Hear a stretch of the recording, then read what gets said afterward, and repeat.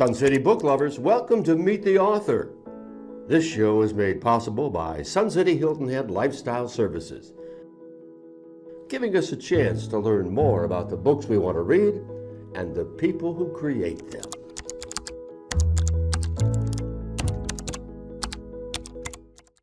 Welcome to Meet the Author. This month's featured book is Rise of the Pale Moon, written by Patricia Brandon. The story, historical novel, is told through the lives of three women and takes us back to coastal South Carolina in the Revolutionary War era. Let's meet the author. Patricia, the genre for Rise of the Pale Moon is historical fiction. It is. I've read the book, and I think if all your readers were sitting here with me, it is so much more. So I'm going to ask you, how do you like to introduce your novel to future readers? Oh my gosh. Well, you're right. I mean, I do think it's definitely historical fiction, but I read voraciously as a child. Historical fiction, biographies, God knows what, National Geographic, anything. And I have always gravitated to historical fiction, I think primarily because good historical fiction, to my mind, should not only educate but entertain. And so it's really important to me, while I'm not a historian and I lean on the fiction part, it's important to me to get as much of the history right as I can, but I also feel like when I introduce my books, I say they usually all incorporate a little bit of little-known history.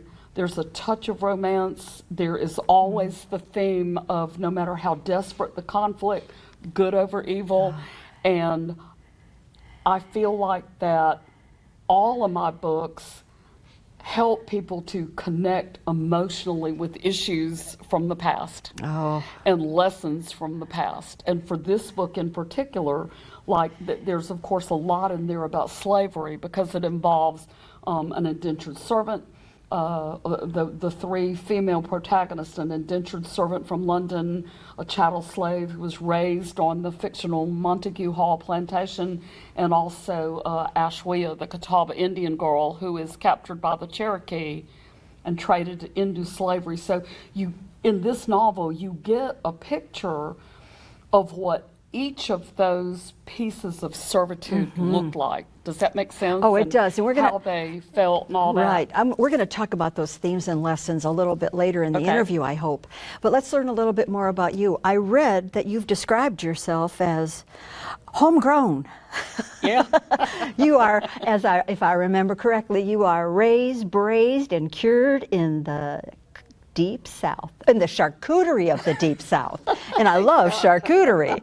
Okay. I'm a Southern girl. I'm from South Carolina. I'm very proud to be so. So this might be a silly question. Was that the influence for the setting of Rise of the Pale Moon? Probably partially. I have always loved everything South Carolina. And it wasn't until I started, but each of my three novels take place during different time periods.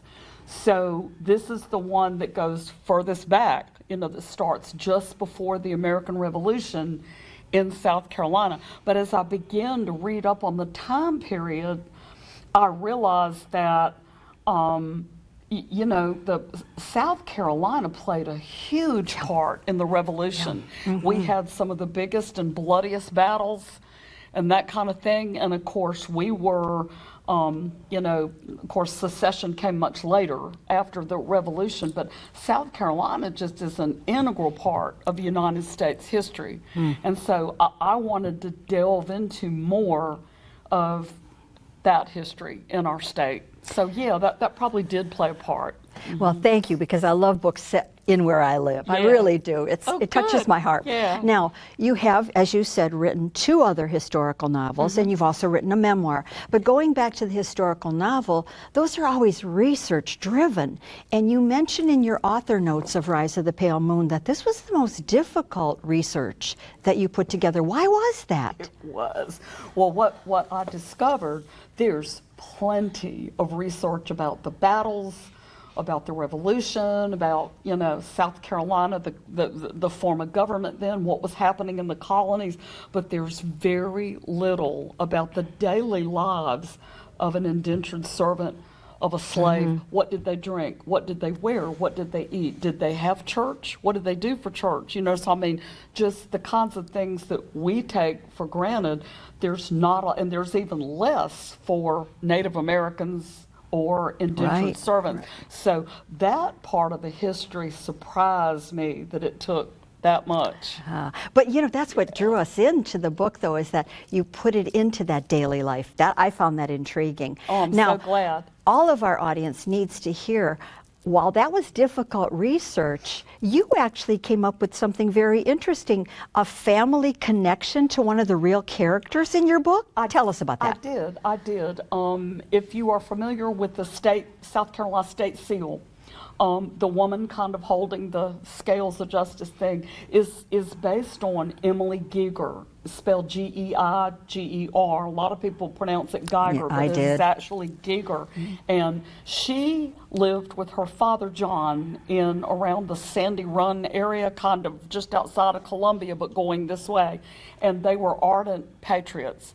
And Emily, supposedly between the ages of 16 and 18, made a journey to deliver a message from General Nathaniel Greene to General Thomas Sumter, the Fighting Gamecock.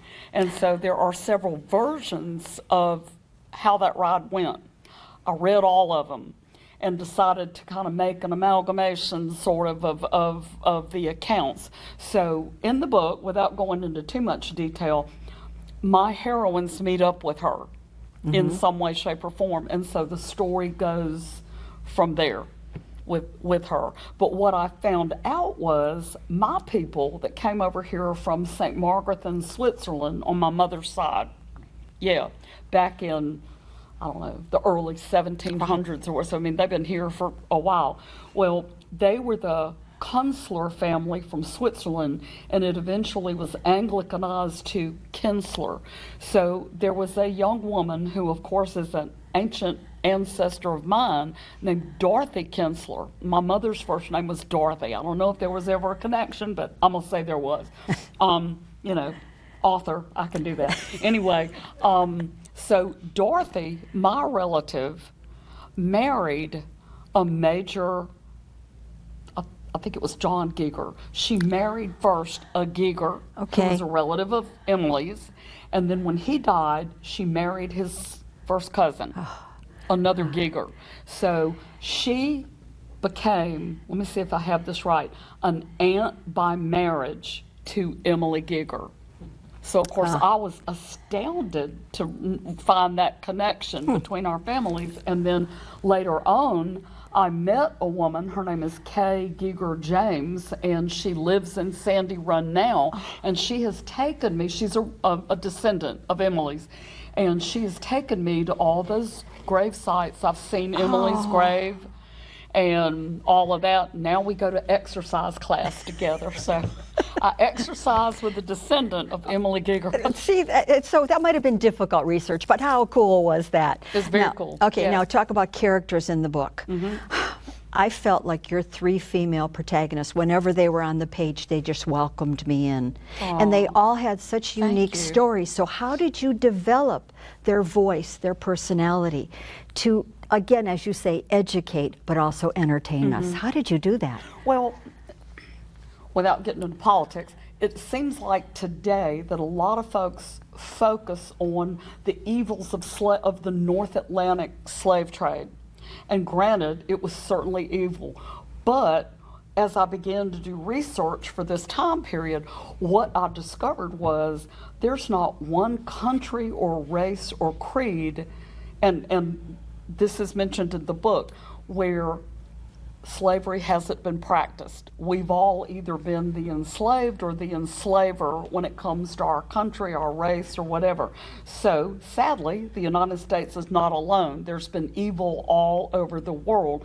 So, when I began to realize that, and that white folks too, and Indians and everybody else, and I say Indians, not Native American, I know that's the correct term these days, but Indians was the reference in the book, right. So I tend to use that. But so I started thinking, what would happen if all the forms of servitude came together in this one place?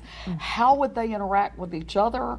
How would they interact with the master and his family, and that kind of thing? And so the story just started to develop in my head. And so I guess that's kind of how it came about, And of course, the Catawba Indians are primarily, their reservation is up in the Rock Hill area. Right.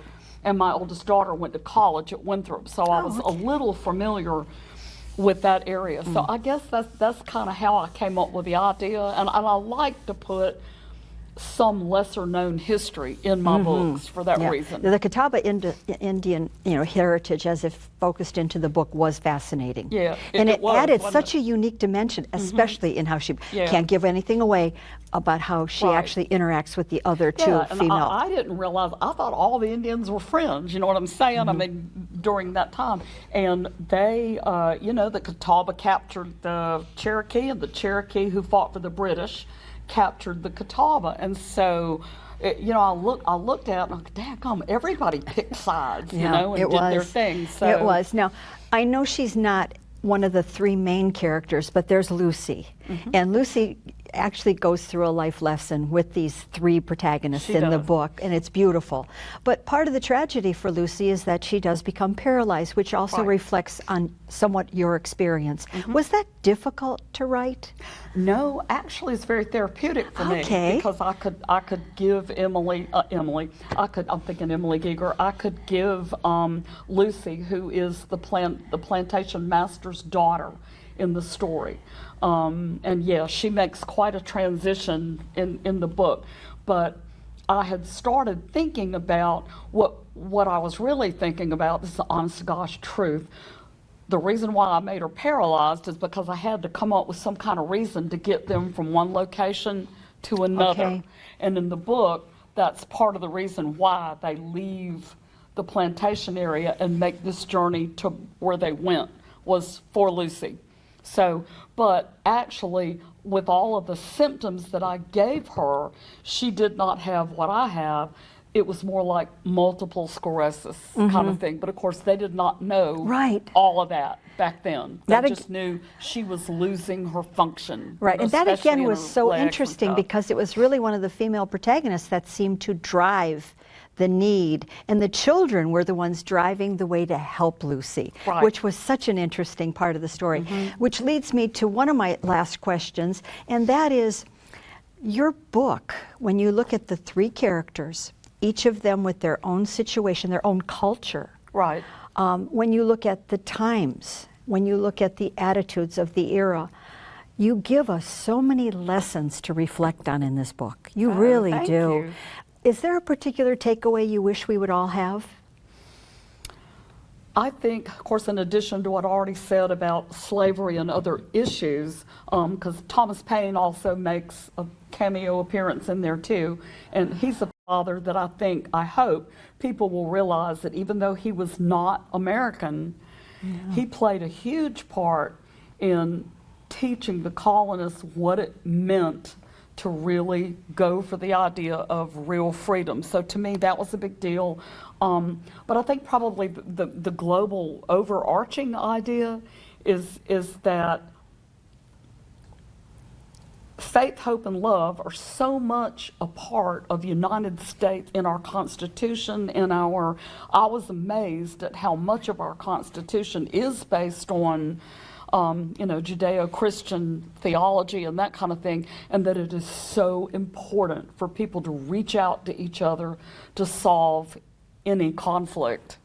That's what we try to teach children to do, to think critically and that kind of thing, and we need so much of that today. But I guess I want and I hope that all three of my novels convey, that hope and goodness always wins out if we are choosing to do what we know is right.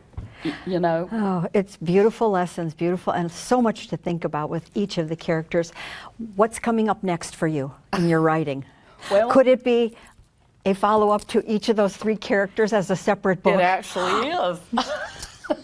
Oh, I love it. It actually is, and of course there will be a couple new characters, but there will be those 3, and it will happen.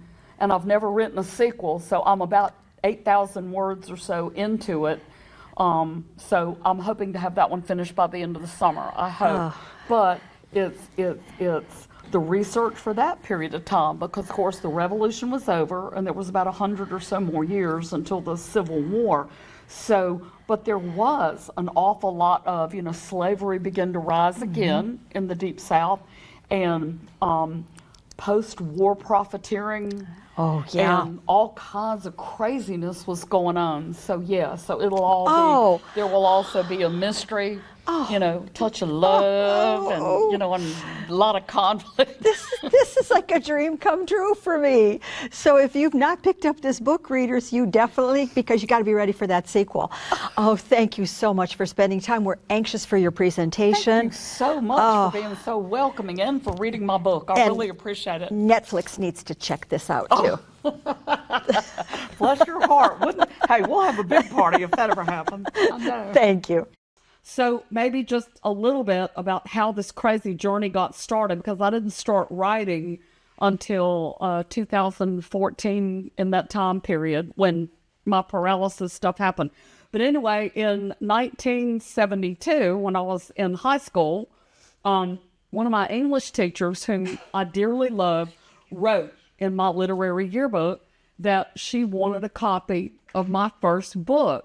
And I remember being vaguely amused, because I thought, I bet she says all that to punk kids like me. And, and then somebody else said, no, not Miss Causey. She tells the truth.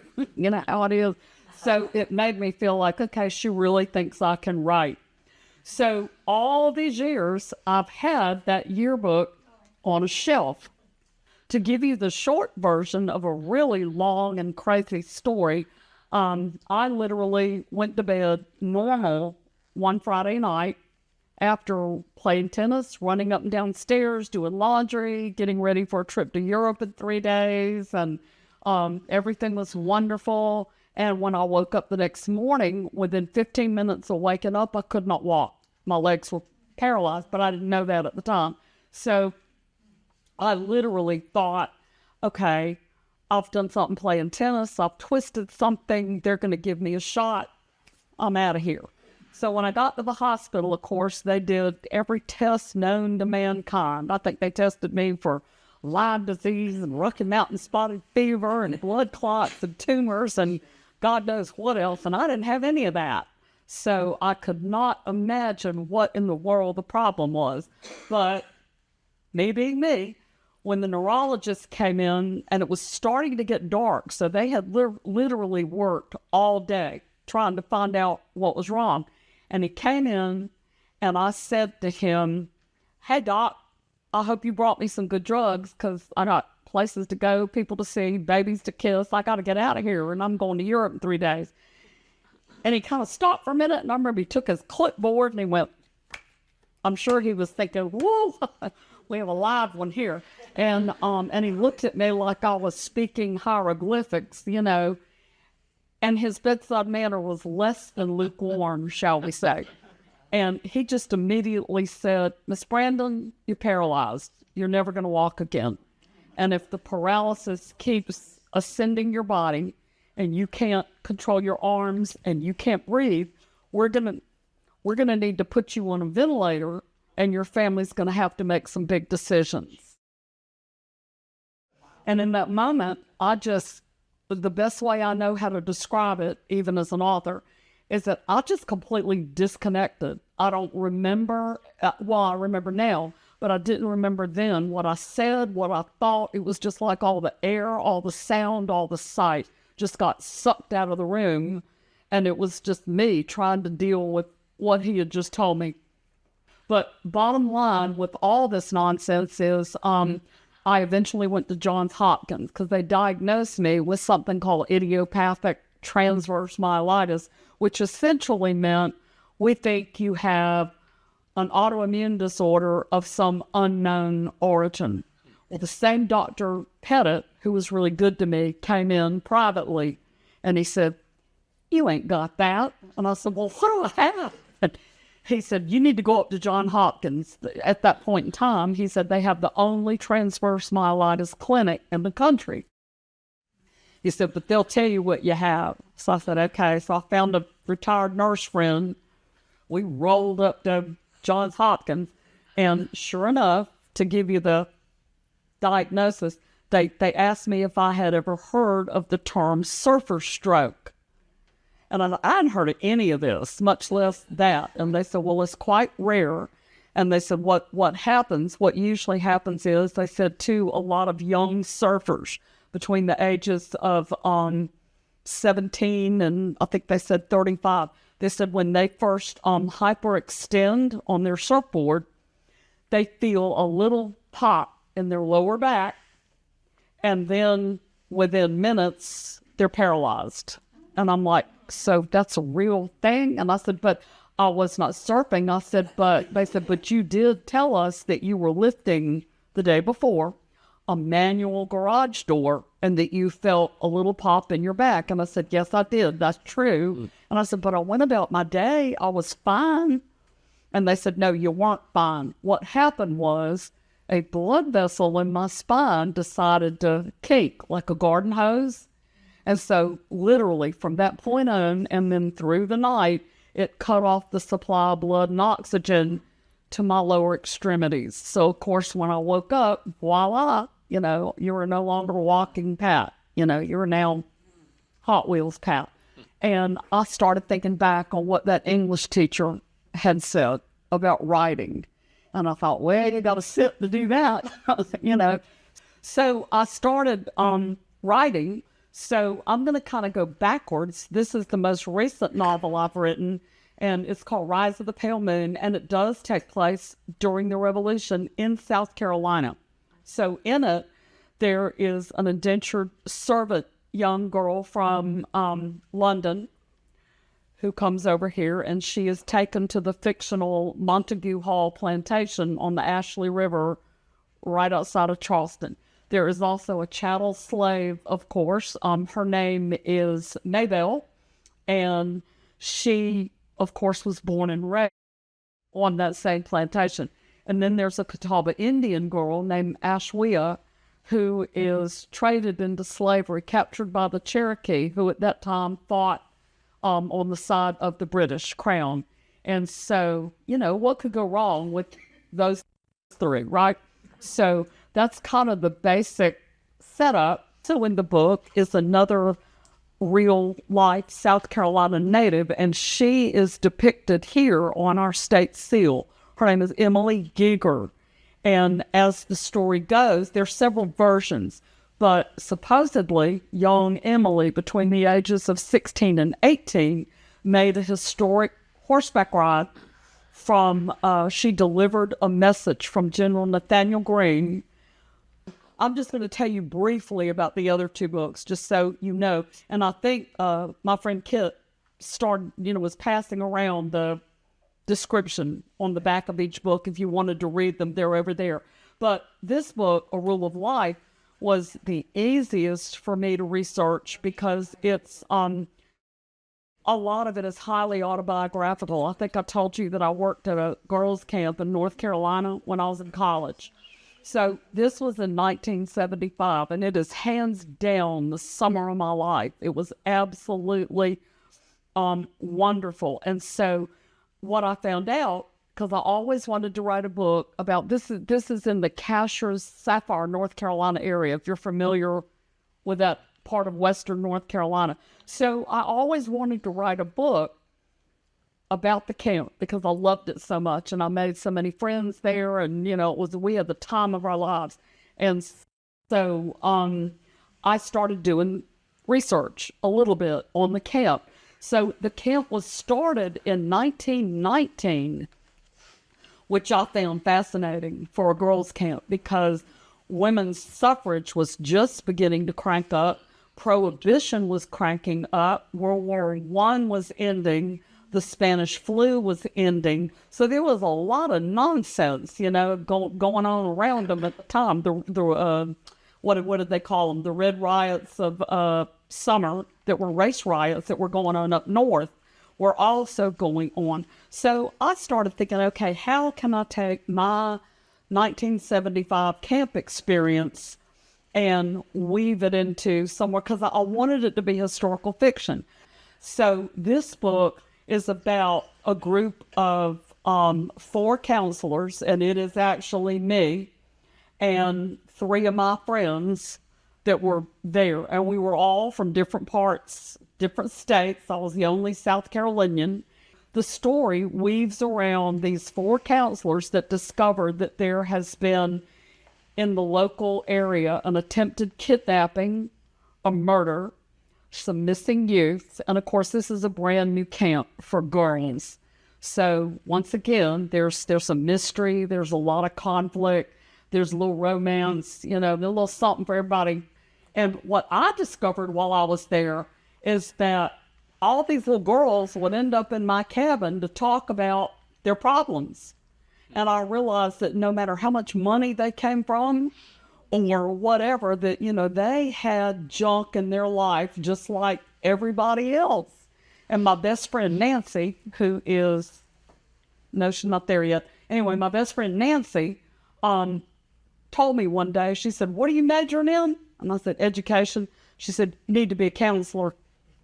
I said, "Really?" And she said, yeah, that's what you need to do. So eventually, that's what I did, thanks to camp and to Nancy.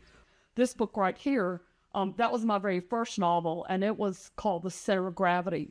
And it essentially revolves around Adolf Hitler had 15 women that were his food testers in the Wolf's Lair. But they were recruited, of course, mostly against their will, because they were fed his food an hour before he ate it, and if they didn't get sick or die, then it was fed to him. So in my story, my main female protagonist is, her story is based loosely on the real life story of Margot Volk, who was the last remaining food tester for Hitler. She is deceased, and she never told anybody her story till just before she died. But what happened was, when the Red Army invaded that area, the women were rounded up, and they were all believed to be collaborators, and they were shot by the Red Army. So that happened to them. But my heroine in there does escape. So in my book, Rainer von Beausoleil, and that is I borrowed the name from a woman that went to my church whose family immigrated from France. And I thought the name was so beautiful. I said, "Can I borrow it?" And she said, "Yeah, you can borrow it." She said, "But don't talk about this relative." And I said, "Oh, no, I only want to use the name." It starts in 1933 Europe and ends in 1975 Low Country, South Carolina. So, of course, there's also some romance, and there's some big, huge mystery that doesn't get revealed until the end. And the concept of the center of gravity, essentially means what it sounds like. Where is the center of gravity, either in your body, or what is it that pushes a country or government officials either into action or not into action? What is the force that does that? So the book kind of opens with a classroom discussion about, and it gives you the reason why the book is named The Center of Gravity, and how America was initially forced into the war by the Pearl Harbor event. That was our event that caused our center of gravity to change. So that's kind of the introduction to why that concept is the way it is.